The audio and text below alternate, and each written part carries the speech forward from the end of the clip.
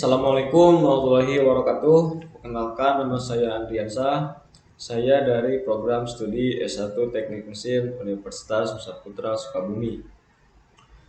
Nah, pada kesempatan kali ini saya akan membahas mengenai proses manufaktur.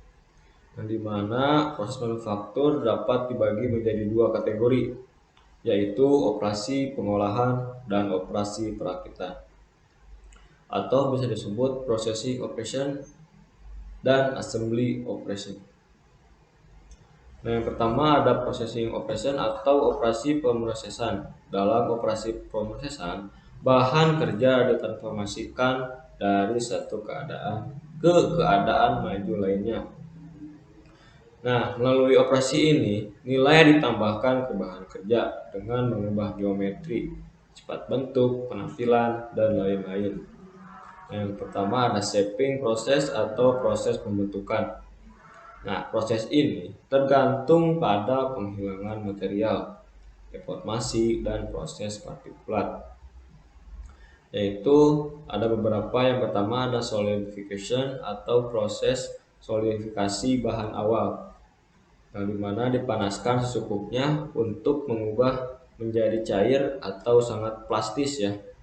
Terus ada particulate processing atau pemrosesan partikulat. Bahan awal adalah serbuk logam atau keramik, biasanya melibatkan pengepresan dan sintering, di mana bubuk pertama-tama dikompresi dan kemudian dibentuk dipanaskan untuk mengikat partikel individu. Ada juga deformation process atau proses deformasi benda. Nah, benda kerja awal dibentuk oleh penerapan gaya yang melebihi kekuatan luluh material. Nah, yang keempat itu ada material removal process atau proses penghapusan bahan. Kelebihan material dihilangkan dari bagian awal sehingga yang tersisa adalah geometri yang diinginkan. Nah, yang kedua di proses ini ada property etching process atau proses peningkatan properti. Tidak ada pemindahan atau pergerakan material yang sebenarnya. Umumnya nilai material atau produk ditingkatkan dengan perlakuan panas. Nah, contohnya itu heat treatment. Nah, itu adalah sebuah perlakuan panas pada sebuah logam, yaitu sebuah proses untuk mengubah sifat logam dengan cara mengubah struktur mikronya ya. Itu yang ketiga ada surface processing operation atau operasi pemrosesan permukaan. Nah, di sini kualitas permukaan bagian yang diproduksi sangat penting untuk menentukan nilai bagian tersebut. Ada dua, yaitu yang pertama ada cleaning, surface treatment pembersihan, ya, proses kimia dan mekanis untuk menghilangkan kotoran, minyak, dan kontaminan lainnya dari permukaan perawatan permukaan kerja. Nah, kerja mekanis seperti peledakan pasir ya. Yang kedua itu ada coating and thin film deposition atau pelapisan dan deposisi film tipis. Nah, ini melapisi permukaan luar benda kerja. Nah, yang kedua ada proses assembly ya atau perakitan. Nah, dua atau lebih komponen digabungkan untuk membuat entitas baru. Yaitu entitas baru disebut dengan assembly ya.